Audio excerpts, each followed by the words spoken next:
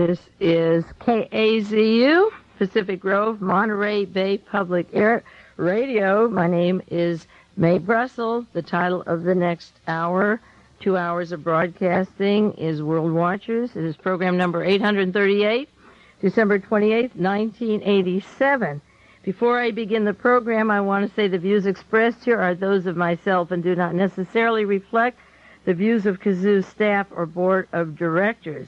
This hour, World Watchers, is made possible in part by Aries Arts in the heart of Capitola Village, serving Santa Cruz's growing consciousness for over 20 years. Before I begin the program, I want to wish the listeners, World Watchers, a very happy New Year. Some of you will get a copy of this broadcast after New Year's, but I'm sure you won't mind being a few days late and being wished a very happy New Year. I really appreciate you people who've been listening. Continue to listen, sent wonderful letters, cards, called. Enjoyed hearing from you. I always do. The New Year's is not a big event in my life. As I was explaining to my daughter before I came into the studio, to me the most important thing is I begin a new calendar, all clean, the daily and the monthly, and I swear I won't mess it up and write all over it and scribble. By the 5th of January, it just looks like last year's calendar, and I'm off messing it up again. But outside of that, every day to me is beginning of a new year, and the calendar just gives us time for new resolutions that we hope we keep. And, of course, we know we get off of them, not to be pessimistic, but they don't really last too long. So I don't take this transition time just too seriously. As for the news this evening, I'm not going to wind up the year with a lot of happy stories or tales of things that we can dream or float about, because while we have happy events in our lives, we have to balance them by being alert and watch what's going on in the world, because other matters are consuming our energy and our time, and to pretend they're not existing is to assure the lack of our own existence. We have to remain vigilant against forces who expect us to use happy time, television, movies, and documentaries, and all kinds of stories, little anecdotes that divert us sometimes from facing the realities of the world. Speaking of the realities of the world, I want to run down some of the news stories just in the past weeks that are symptomatic of ways that we must look at the world. I always talk about the Odessa, the plot of the Nazis to go underground, to take course in this country and to control our destiny. And I noticed in the news just this past week articles where the United States government is taking this very authoritarian father figure to other countries while we condone violence, terrorism, and mass murders and torture among our own allies. An example is a story in the Washington Post, December 5th, large headline, United States wants Afghan pullout. And Ronald Reagan's New Year's message before he left Washington to come to California just today on the news was, get out of Afghanistan. Another typical headline article, December 14th, the New York Times, American officials conclude that General Noriega of Panama should go tomorrow. That's Afghanistan and Panama. Then another one, House vote calls on Nicaragua to comply with democratization, and deadlines and times were set down to have democracy in Nicaragua. That's Washington Times, December the 9th. And on the other hand, we court and support these dictatorships continuously and don't use words that they should go tomorrow, that the forces of putting down the middle class, the lower, the third world, or even those who want change, we don't order those forces to pull out. We pay other countries to continue the repressions along with what is going on in particular countries. An example was the election in South Korea.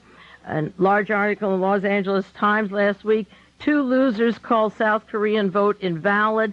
They vow to overturn Roe's victory. The new president, Roh Tae-woo, was responsible for the murdering of 2,000 students in South Korea, the coup that took place when the president of Korea was shot. He's now officially elected. Another story, Roe's election applauded by the United States. And another one, South Korea, as 2 losing Kim's charge vote fraud. There was outright fraud, murder, violence, and the United States says to the killer, we recognize you. That's okay. You are the official government, even if the people in South Korea are screaming about their rights. As far as Haiti, there were headlines in the past week. Haiti crisis made in the USA. That was published December 14th, 1987. People's Daily World. Another, terrorism in Haiti leaves military in full control. Democracy is distant. LA Times, December 17th. We don't say Haiti, put in a democracy or we're coming to get you. Another, terror paralyzes Haiti in the wake of halted elections. San Jose Mercury, December 15th. Army officials linked to the Haitian terror and to Papa Doc Duvalier, the son of Papa Doc, little Papa Duvalier, and his army. San Francisco Examiner, December 14th. We don't say, get out tomorrow, you military people, make a democracy and pull out.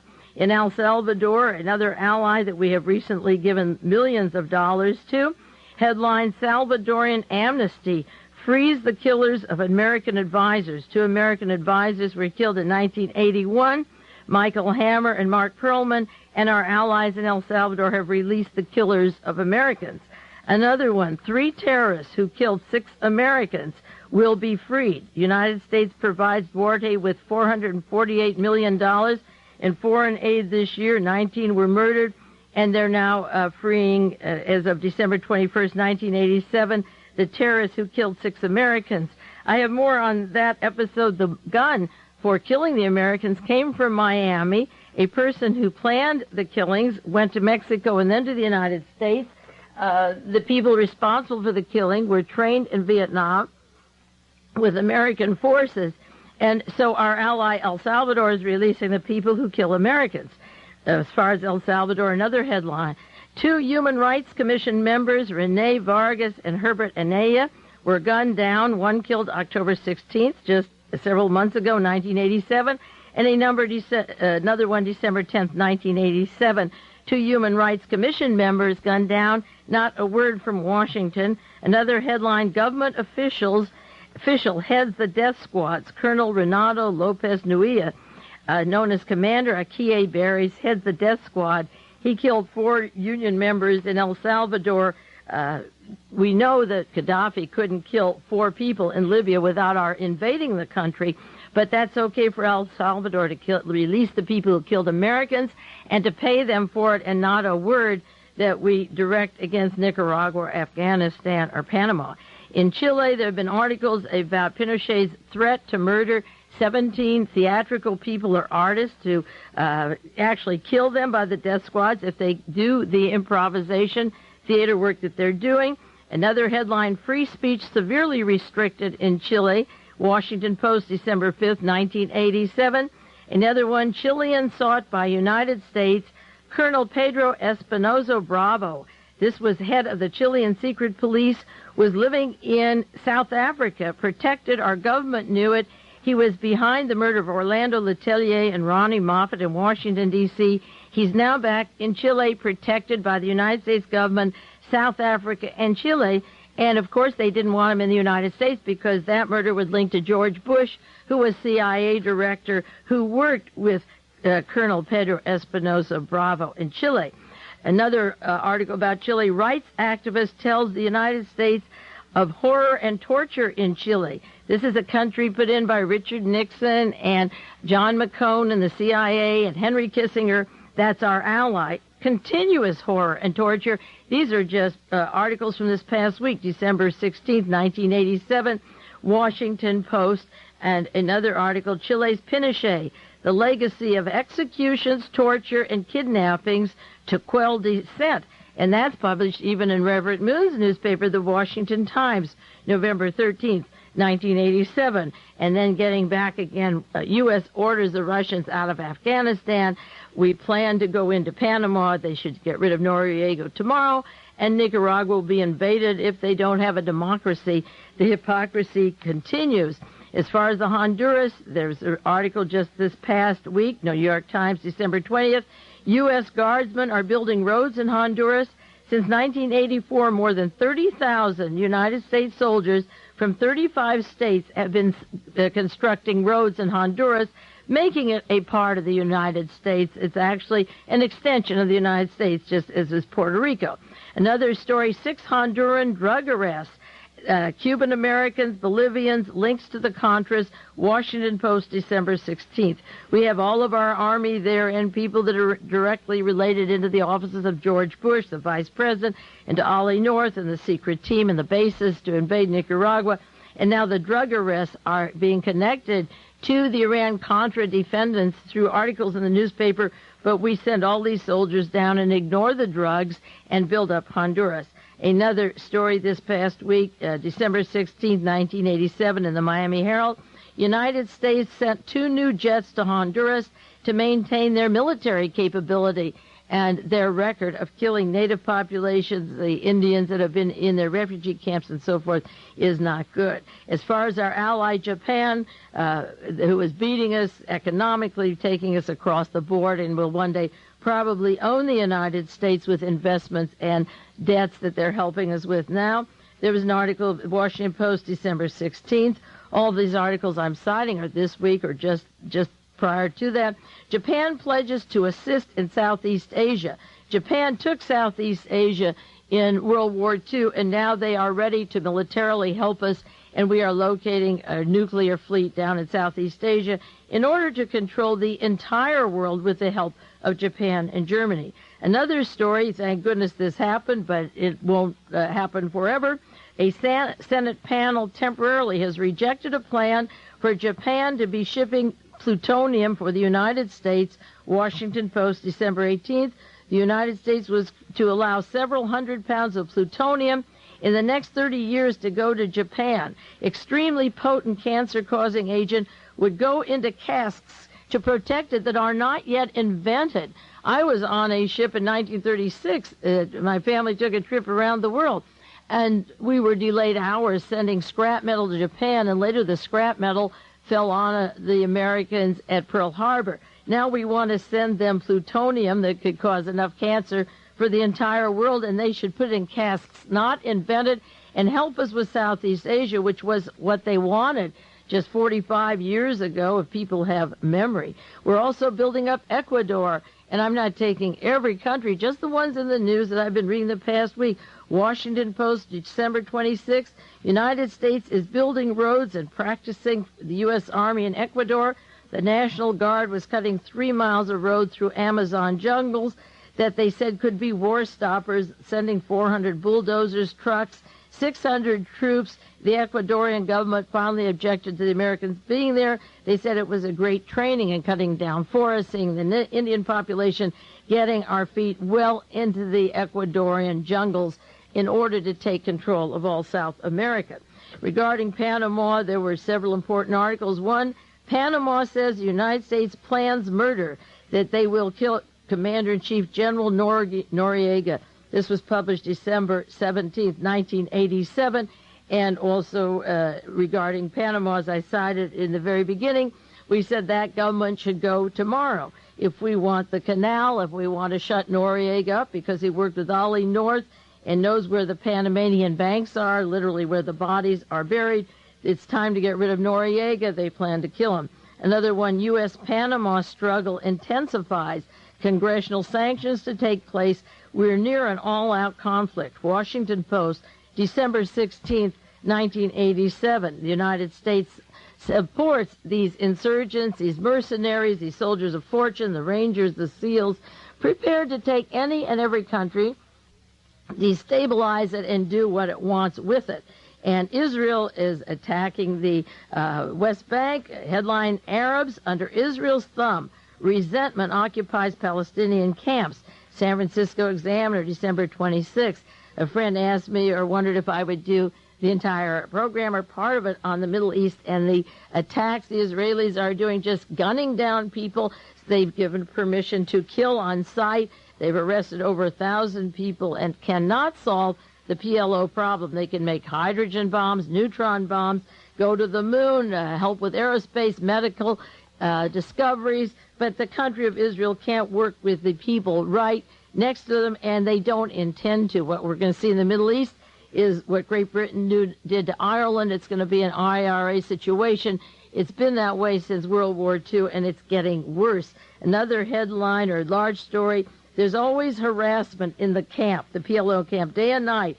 The Israelis stop and search young people. Sometimes they hit them. I don't know why. San Francisco Examiner, December 26th. The craziness that's going on in Israel, and after they survived Germany, the ones that did, you would think there'd be a little letting down, but it's barbaric, and the Western world watches it. Could Gaddafi or Arafat behave this way and have the approval of the nations of Japan, Germany, and the United States that the Israelis have for what they do? Another story, Israelis arrest hundreds, issue an order to shoot the riot leaders, Monterey Herald, December 24th. And then another story, sources of Israeli information, there are moles and spies among the Israeli spies, Miami Herald, and this goes into Jonathan Pollard, the secrets that the Israelis used and took with Rafi Eitan and Jonathan Pollard and his wife from Navy intelligence are in the hands of the Soviet Union. And Pollard isn't, I've read articles that spies should get the death penalty. He's from the Mossad and he's from Navy intelligence, and our government doesn't say a word about Jonathan Pollard and the deceptions he's doing to the United States. They tell Russians get out of Afghanistan, a country that's as close to them on their border. Nicaragua isn't even on our border, but close.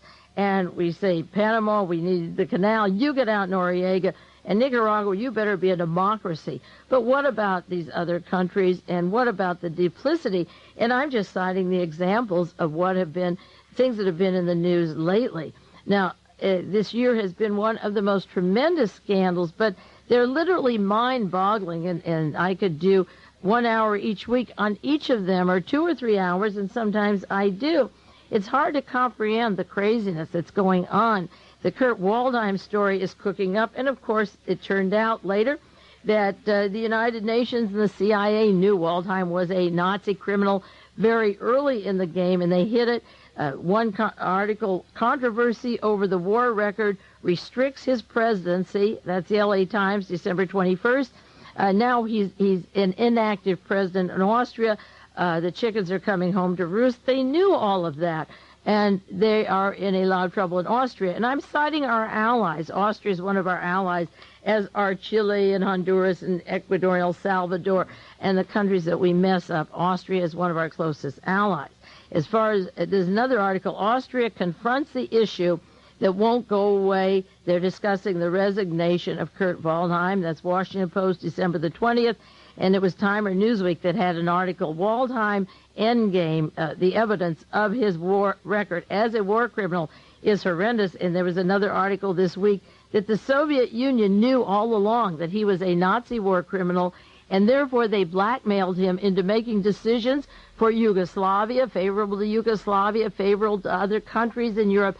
And I always said that one of the reasons to bring out these crimes, whether it's the murder of John Kennedy, Robert Kennedy, Martin Luther King, not only set the record straight, but the people involved have been blackmailed and compromised, and you can't separate truth from fiction, Republican from Democrat, and the basis upon which things operate in the power structure is blackmail. And that is something that has to be eliminated, because when you begin to trust a politician, you find out that he's being blackmailed, and therefore he can't make a decision in your interest. There was an article this past week about Mr. Wright, the Speaker of the House, Jim Wright, and how he made a deal, maybe I'll have time to go into it later at the end of the hour, made a deal with the National Security Council for meetings that they could send arms to the Contras. Well, Congress didn't know they were doing it. They came through the National Security Council, which I said is running the country all along. And Jim Wright was meeting with the Nicaraguans and Sandinistas and trying to get a peace agreement going. It seemed he was doing it on his own, and then they pulled in scandals of his investments and trusts in Texas, and thereby they controlled the Speaker of the House through the blackmail of his whatever the financial shenanigans are in Texas. That happened with Tip O'Neill. At the time of the Koreagate scandal, they found out that he had Susie Parks and the Korean chicks in a room outside the Senate where they were having their liaisons and sex affairs in between the sessions of the Congress, or even while Congress was going. And Tip O'Neill became compromised so that there wasn't any difference between the Speaker of the House for the Democrats, and the same for Carl Albert, the Speaker of the House, at the time of Watergate, who was tied up with Reverend Moon's, the Koreagate scandal. Moon's had these very attractive Korean women with the Democratic speakers of the House and neutralized them for his own purposes, which are extreme conservatism. The Reagan administration has been in the news for its scandals with editorials, cartoons, a long article in the Washington Post, Reagan administration ethics are under siege, and they recounted again all the different people in the administration, and they only scratched a little bit of the surface. Washington Post, December 17th. Another large article, series of articles that also was on 60 Minutes about Northrop Corporation. That's the one that John Lehman, our former Secretary of Navy, worked with. Northrop officials have had the door in and out of the White House for many, many years, and articles, a cruise missile test allegedly faked from Northrop. San Jose Mercury was one example, December 29th. 32 executives removed from key management positions. They lied about the performance of these missiles. They didn't want to lose the contracts, so they were willing to lose American lives, make the billions of dollars, and lie about the tests and fake the tests and turn in lies so that they, A, could make money, and B, they could make more money. And the consequences of their acts are not important any more than the time when the Challenger went down and Morton Thiokol engineers said it wouldn't go up any certain temperature, under a certain degree of temperature, and they had it go anyway, and the penalty was nothing, and everybody got contracts again. Rockwell and Morton Thiokol to just make another one, just make billions of dollars, and the country goes into debt, paying the families off for those that were killed and building new machines when, if they obeyed the laws or the rules of the weather, the other Challenger would still be here. There was another large scandalous story about Lawrence Livermore Lab and Rocky Flat in Colorado nuclear plant in the San Jose Mercury, December 13th, 1987. It tells about a scandalous diversion of millions of dollars of taxpayers' money. For 17 years, they've fraudulently had operations. They had a gift shop where they made mementos of silver from the Department of Energy, from Resources of America, to put in their own pocket money, and working with the prestigious Lawrence Livermore, the scientific weapons manufacturers, and together they built the United States government out of millions of dollars, and they continue to make the lasers and the weapons for Star Wars. Nobody is punished, and Lawrence Livermore continues doing what they're doing, and we never even know if these people go to jail, and it's mind-boggling. The revelation about the Federal Aviation came out December 21st, 1987, and if I just cite one paper, I have maybe 2 or 3 stories on these, and you might have seen them, but it's the accumulated total that is so nauseating. This one is FAA investigates a rash of crash hoaxes, that in 6 states people are making up lies about federal aviation crashes that didn't happen. They're talking about the evacuation of helicopters that were supposed to be used that didn't happen. They tell about seriously ill patient that was taken by a helicopter, and people called 911 and said the helicopter crashed and was burning and 3 people died, and that was a phony call. And maybe they're transferring the helicopters to private armies or soldiers of fortune.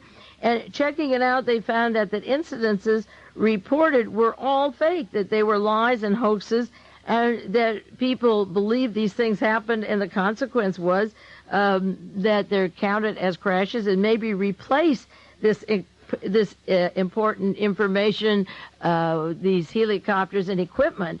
And there was nobody on there that died, but the helicopter then goes to the hands of somebody else. It's like saying that a certain home and an address burned down. It didn't burn down, and then you can go in and take every single item out and think it burned down, collect the insurance, and it didn't happen. This is happening with federal aviation.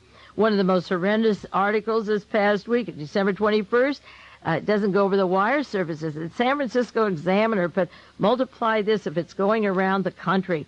The title is San Francisco Police Misinformed the State and the FBI. The murder and arrest statistics have been wrong for 10 years. For the past 10 years, San Francisco police misinformed federal and state authorities about people murdered. They left out such major crimes as robbery and rape that were misreported. There were discrepancies in the murders reported. that were happening there, and the ones that were cleared or solved. And San Francisco reported fewer murders to the FBI from 1976 to 86. They cleared fewer murders and said they were solved, and they weren't solved. They were supposed to put them on a computer. They misrepresented the murder statistics, and they gave the wrong numbers about the rapes and robberies and major crimes in the city. In the past 2 years, they had tried to make the department's records consistent with FBI reports, and the excuse was that the computer refused to credit the department with a clearance in a solved murder case. And they said the unsolved were listed as solved, and that it was a computer trick. And then they went on to say that in 1985 and 86, if there was a large group of murders, like 6 people murdered in one instance, they would report it as one death, that it only came in as one death instead of 6, so it wasn't accurately reported. The computer examiner blamed most of the problem on programming errors on police computers. It was impossible to report a murder case had been solved, they said. And so there were multiple murder victims that had one clearance for one murder, and maybe 6 were killed. The FBI was lied to about the amount of murders. We don't have any idea how many of them there were. Then a large article in the San Jose Mercury came out last Sunday, and I'm going to spend a great deal of time on it next week, but an extract of it was in the Mercury December 20th, titled, "Moonies Built Japanese Out of Millions of Dollars." And this is the story of Reverend Moon taking a widow and charging her $66,000 for a $3,000 pagoda and accumulating as much as $800 million from Japanese, and telling people they would die if they didn't give money to these religious purposes, and they'd have ginseng tea, and they would talk to widows and take $50,000 at a time, and then put it in Washington, D.C. to pay Richard Vogry and from the Young Americans for Freedom and the far right, and to run the Washington Times, the only paper Ronald Reagan reads in Washington, D.C., run by Arnaud de Borchgrave, working with the CIA and Defense Department, and a co-partner with Michael Ledeen. And this article says that since 1980, the Reverend Moon people have claimed there have been 14,000 victims and 165 million taken from a group selling pagodas and urns and rosaries and seals. And they're produced in Korea, sold in Japan.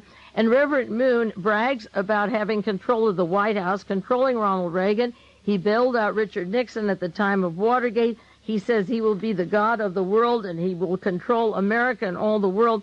And nobody says, well, wait, what about these politicians? And he worked closely, of course, with CAUSA, the organization down in Central America, with the Contras, and with Ollie North and with John Singlau. And, of course, he was very close to Klaus Barbie and his agents in Bolivia with the death squads in Bolivia. And he's bilking people out of millions of dollars of people in Japan, which maybe wouldn't have been concerned to us in the United States, except the $800 million or more subsidizes the Moon enterprises in the United States, which is to overthrow the United States. And, of course, Reverend Moon was put together by Ryoshi Sasakawa, described himself as the #1 war criminal fascist, who's still alive, who got a Nobel Peace Prize for great contributions this year. It puts money into Jimmy Carter's library and works with Richard Nixon, and he supports the blacks, the Democrats, Republicans, and Moon is supporting a lot of the minorities in this country and the White House, and controls the Washington Times, and bilks people around the world for money that then goes into the pockets of our politicians in the United States of America. The Ivan Boesky scandal just finalized this past week. If you can say that, he's going to jail for 3 years. He paid a $100 million penalty for inside trading. And there's something interesting about Boesky and Marvin Warner with his banking scandal in Florida and in Cleveland, and with Roy Cohn, who was to lose his law degree just before he died of AIDS. There are a series of Jewish people, including Henry Crown of General Dynamics, and I want to develop this more in this next year to come, where the leaders of certain companies that are Jewish are being fingered to go to jail or lose their security clearances, and yet the leaders of E.F. Hutton and Merrill Lynch are not touched. And there's a whole series of Jews that have been prosecuted, and it's time these people wake up. I'll take a 1-minute break now.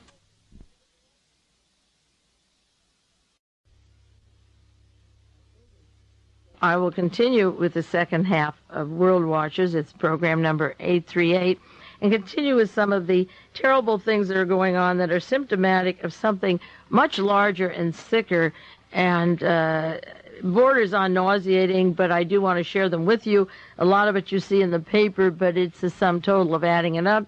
And in this half hour, I can't even add up. I had about 53 different subjects of major corruption, like lying for 10 years on the people murdered in San Francisco. So I'll do as much as I can in the next half hour, and have to leave the other behind. But it is the sum total of just this week's news. It's not the whole year's news. I'm not even doing a summary of the year. There's an article by Cal Thomas, the author, titled Deaver Book, A Study of Betrayal. Michael Deaver was found guilty this week ago of lying about lobbying. Washington Post had a story, December 17th.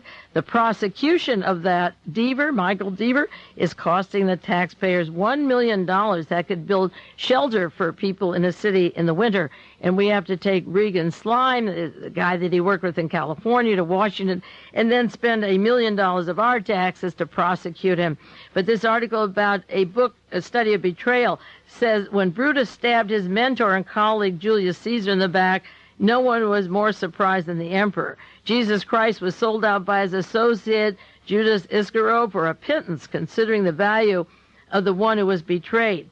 Those 30 pieces of silver Judas received, if properly invested, might be worth, given interest in inflation, $500,000 a day. And that's the amount former presidential aide Mike Deaver got for being paid to betray his friendship with President and Mrs. Reagan in his soon-to-be-published book called Behind the Scenes. And they referred to him as their son. They loved the Deavers so much. It is not a pretty sight, Cal Thomas wrote. It is another display of human nature at its worst. Deaver says in this book that he tried to dissuade the president from supporting the Nicaragua Contras, which we know was a bunch of BS, and Deaver also was the guy who set up the Bitburg event for Ronald Reagan before he left office, which caused so many problems for Ronald Reagan. There are few people, Tal Thomas says, who lack the skills necessary to ascend to a position of prominence and influence on their own. They hitch a ride on someone else's comet, such as Deaver did, and they jealously guard the turf as if they had bought it with capital they obtained by the sweat of their own brow. The Reagans are not completely innocent of Deaver's personal form of larceny.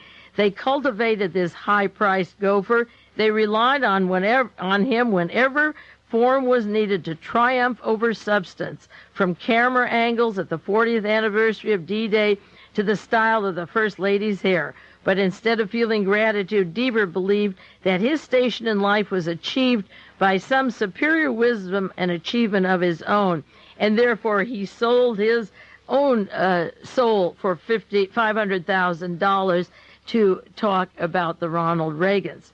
Another story, December 18th, in the Washington Post, United States widens corruption probe of the Navy hostage rescue team. Those are the special forces, the SEAL Team 6, Ollie North's group. They worked in the Persian Gulf and in Grenada, and a grand jury has indicted them for larceny, for $300,000 in false claims on material they had and work they never did, and they built the Pentagon out of another $310,000. They lied about specialty grenades. They lied about contracts and kickbacks and working with private contractors. So these very elite teams and special forces, they filed $13,000 in false travel claims. This is a small group, such as the Rangers and the Green Berets, the SEALs, and they've been involved with corruption. Some have been indicted, and there's a wider investigation of corruption. Even a small group like this can't keep their hands out of the till. Now, this government has supported the Contras no matter what they do, and more they get into the drug scene, and more we send arms and weapons to them and ignore the evidence. The San Francisco Examiner, November 22nd, has a story, Lawmakers Seek Writ in Probe of Contra Cocaine Allegations. And this is an important story. The Senate Foreign Relations Committee has asked a court order. They want a court order from the Justice Department records because of a San Francisco cocaine ring that allegedly funded the Contras. They talked about funding the Contras. They've asked the Senate Foreign Relations Committee for wiretap records from the 1983 conviction of major cocaine dealer Julio Zavala, Z-A-V-A-L-A. The Justice Department refused to release the records. That's Edwin Meese's corruption, and you could do 20 hours on his corruption. When he was before the hearings to be Attorney General, I did many hours on what that person is. Well, his Justice Department won't release the records to the committee. Senator John Kerry has asked for them. They said there's a little bit of foot dragging by the Justice Department. If the Contras were involved, they were involved. If they got the profit of the drug dealing, if they weren't, they weren't, a congressional aide said, and we want to find out what the hell is going on. This is the Reagan administration where Nancy says, say no to drugs, and Reagan calls the Contras the founding fathers, and now there are allegations of drug traffic. The Reagan administration has said there's no credible evidence of Contra groups or leaders involved in drug traffic, but this Examiner story says they refused to turn over the papers. March 1986, in the San Francisco Examiner, they said that the Justice Department returned some confiscated money, drug money, $36,000 to Mr. Zavala when he said it was really Contra money. And it was to reinstate democracy in Nicaragua, to overthrow Nicaragua. They were caught with tons of cocaine, 430 pounds of cocaine, not tons, 430 pounds of cocaine, and $36,000 cash, and they gave him the money back because, well, he said, we have the cocaine, but the money's for the freedom fighters, the Contras. And the government, according to these records, has had 30 suspects that were convicted after a year investigation of the FBI, the DEA, and the customs agents.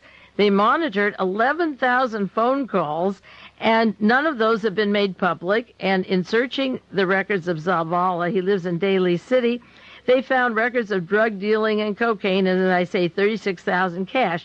Well, usually in drug arrests, there is a law now that you can keep the cash, but being it was for the Contras, our government gave it back, and this article says federal prosecutors returned that money after he submitted to the court a sealed letter that nobody could see from two Contra leaders in Costa Rica saying the cash was for political money that belonged to their organization.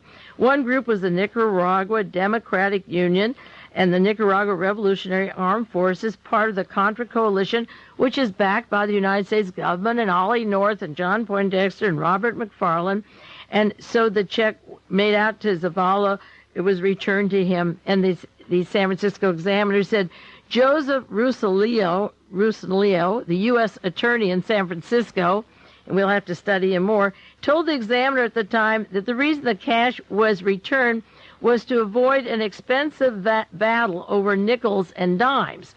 It was returned because they didn't want to go to court about it. The money was for the Contras in return for the 430 pounds of cocaine. That was just a fraction of the money. That amount of cocaine is worth more than $36,000.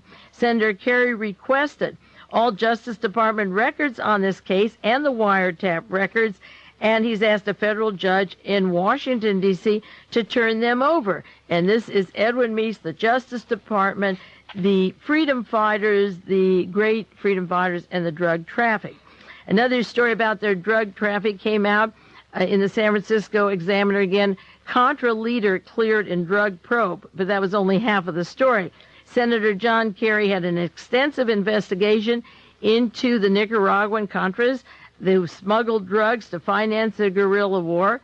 He absolved a key CIA-connected figure, a cocaine trafficker, Octaviano Cesar, C-E-S-A-R, a leader in the Costa Rica faction who's been a subject of drug smuggling allegations. And the Senate Foreign Relations said they had no evidence to convict him or link him to the investigation they are doing. But in testimony received in the course of the subcommittee investigation, there were allegations of drug trafficking, and they realized that Cesar was an important target of the inquiry of the subcommittee on narcotics.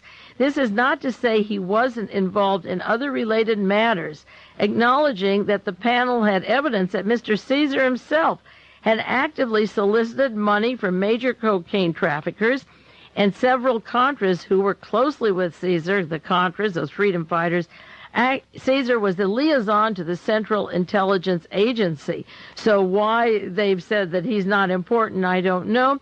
The allegations against Caesar center on disclosures that he and two other Contras solicited financial assistance in 1984 from George Morales, a Florida air charter operator under indictment for cocaine smuggling. And of course, Morales is one of those characters, along with Garcia, who's mentioned George Bush and his links to the cocaine traffic of the Contras in Central America. Oh, I forgot to mention, I was going to mention at the beginning of the program, that a Christmas present I got was an autographed note on a matchbox that said, "To May, best of everything," from Fawn Hall. I got an autograph of Fawn Hall, which I shall frame and have some laughs. And I think of that because there's an article in San Francisco Chronicle, December 22nd. George Bush had a Christmas party, and two of the guests at his party, among all the other secret team, I imagine, were Fawn Hall and Rear Admiral John Poindexter. Now, Poindexter from the National Security Council and Fawn Hall were two that helped destroy the documents that would link George Bush's connection to Iran, arms to Iran, going back to 1980, meeting in Paris, possibly that evidence they had. They went through their papers systematically and destroyed Ollie North and Fawn from the time Hassenfuss landed in Nicaragua in 1981. In 1986, October, they started destroying their records.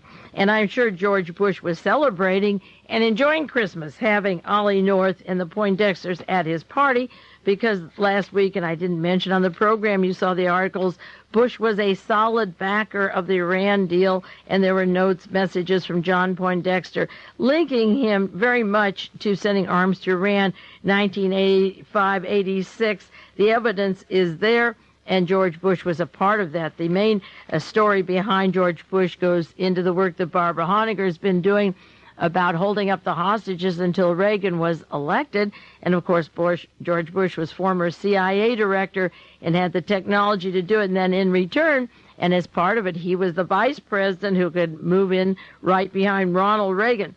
So he's very appreciative to Poindexter and Fawn Hall and had them to his Christmas party, of course. That's very nice. He had Lieutenant Colonel Oliver North at his Christmas party. He's not bashful about Poindexter and North attending his party because they saved his life. So far, they've saved him going to jail, maybe wearing those striped suits that George Mitchell did and some of those water gaiters. And I believe that the George Bush story has yet, of course, to be told. But he Christmas with them, and he's grateful to them. And even though he's directly linked to the Honduras drug persons with the drug traffic and Mr. Gomez-Rodriguez and the whole gang, so far he seems to be holding his own, which is pretty cute.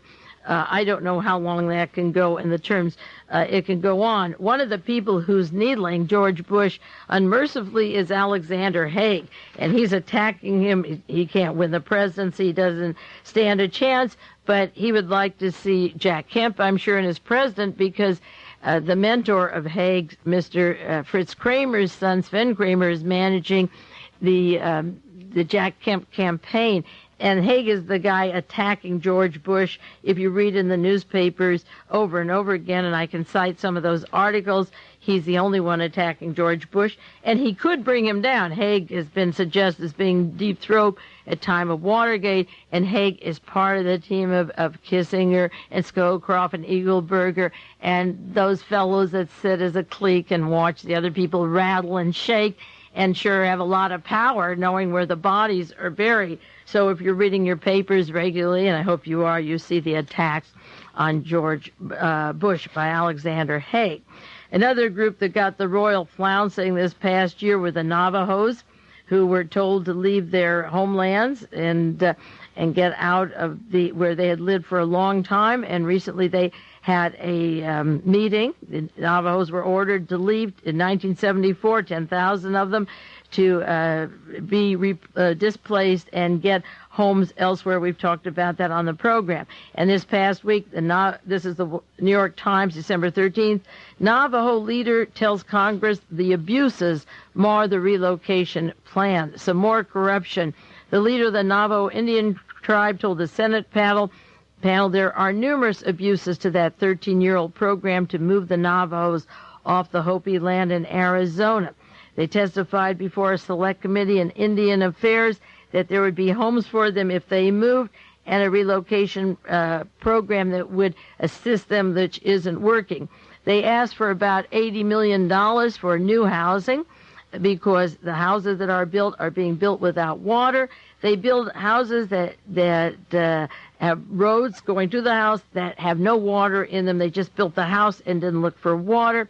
Some homes were built with uneven floors. There's holes in the foundation. The plumbing is leaking. There's inadequate insulation.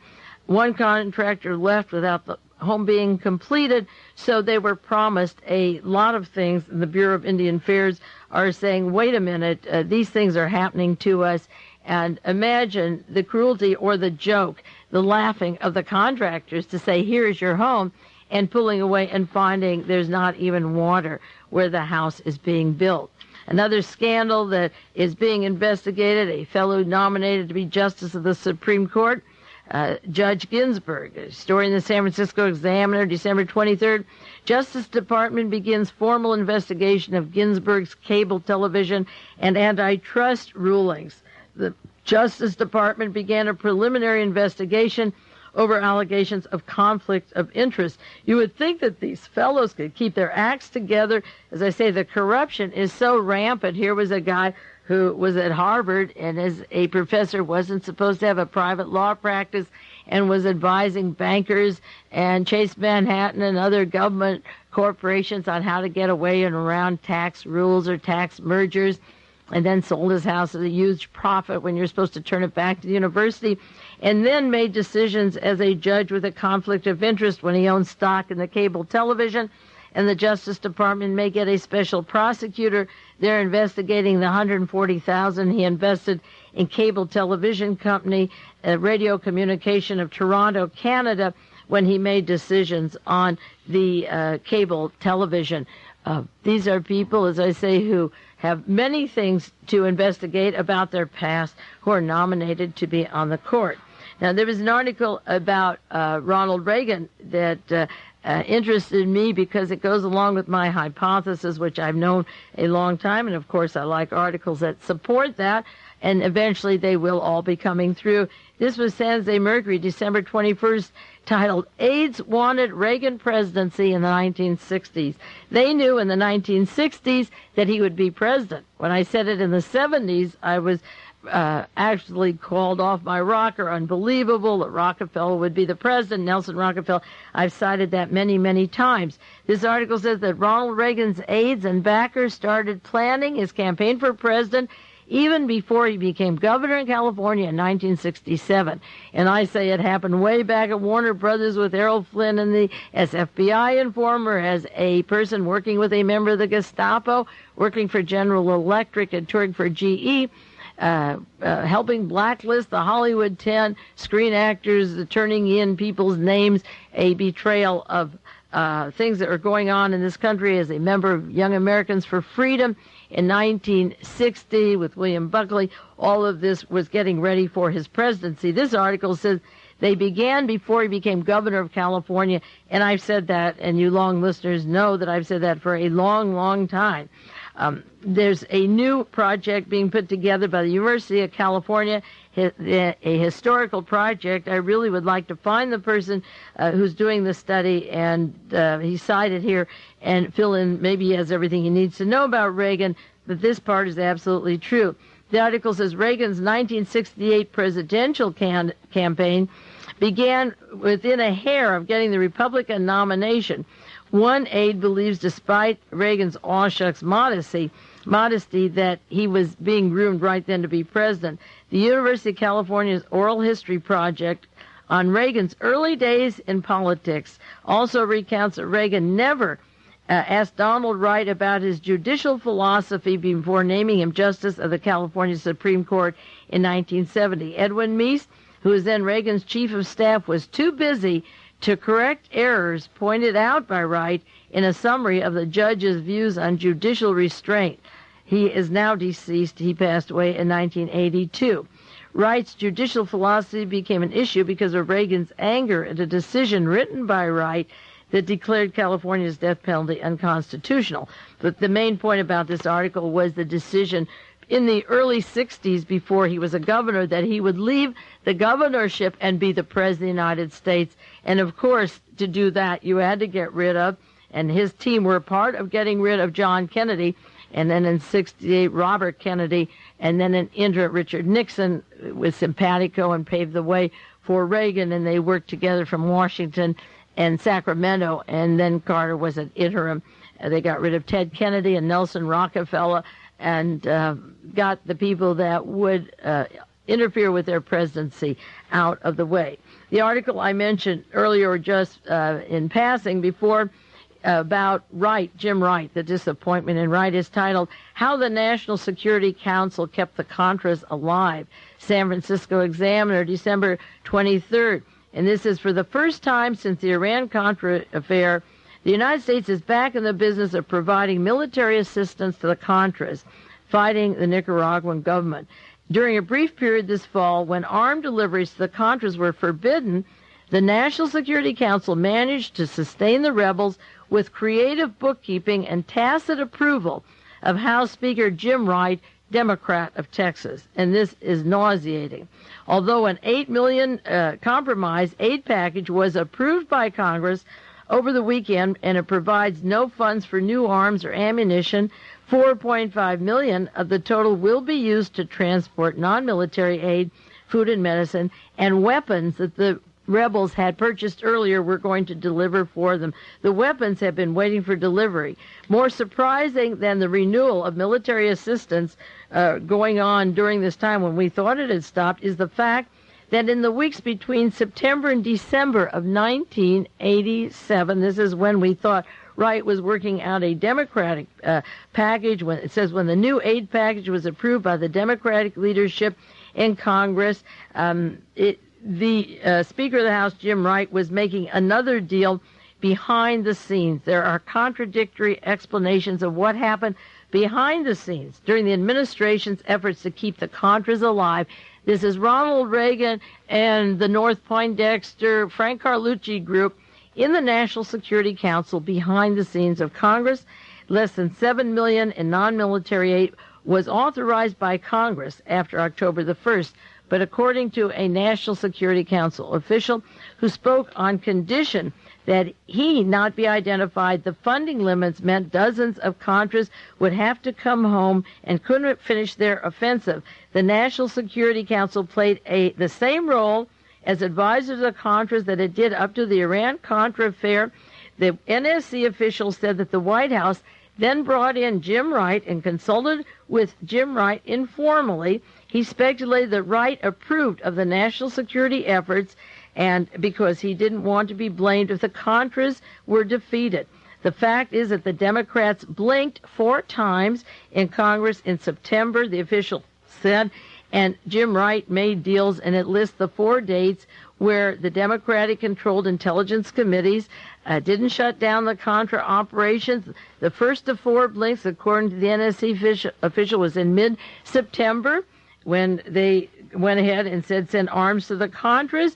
They provided arms for the Contras, asked for another $30 million as of October the 1st. The second blink took place when the White House realized that in order to comply with the November 7th target for a ceasefire, the Contras would not have enough weapons for an offensive, so some more weapons were sent in a blind eye to the NSC efforts took place. The third blink was mid-October when the White House found it had excessive funds and none for transportation, and that was involved also in arming the Contras. And the fourth and final blink was in a compromise worked out Saturday in the final compromise so the NSC could send weapons, how they kept the Contras alive with Jim Wright going to the White House. And again, this article doesn't mention the scandals that were taking place in his own backyard in Texas, and the Republicans have shut up about that.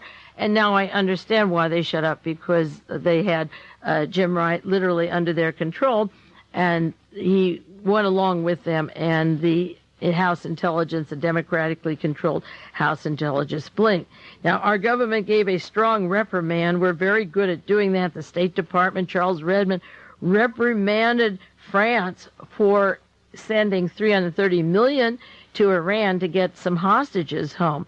And this was a thing they wanted. They said they were repaying $332 million to Iran that they owed to them. It was part of a deal that was made with the Shah of Iran, made to the French Atomic Energy Commission. Redmond made a arrogant remark about paying for hostages, and their answer was, you people are the last ones to talk. And according to the Washington Post, December 2nd, 1987, money is paid for hostages, and Americans have 12 hostages over there now. It's the end of the year. Ronald Reagan doesn't mention them. They don't even put up money for them. The French wanted some home, so they coughed up $300 million that was owed to Iran. Anyway, and in the past year, we've seen that Germany sent arms, and Sweden sent arms, and France and Italy. And Khomeini has been armed by these countries, and each one is pretending that it was terrible to arm Khomeini because he's so violent. And every one of these countries was making a buckaroo, arming under the table, not telling their closest friends and allies. The deceptions of this year, I've studied politics for 23 years. I've never seen anything so accumulative and so ugly as the deceptions that these people have done to each other. And of course, I said at the time of Watergate, when John Mitchell had his wife injected and then within 3 years she died of a fatal disease, if you can do that to the Attorney General's wife and take her off with an alias, where Richard Kalmbach, the attorney for the White House, can have an injection in her and then she dies of cancer, when you do it to someone publicly in front of us, imagine that they're not going to take care of our interests if that's the way they treat their own and their own families. So this year, as I say, I could do 30 more stories of corruption. This is just a little bit, all that I could do in this 1 hour. And the sum total is something that I suppose everyone deserves by letting Reagan become president.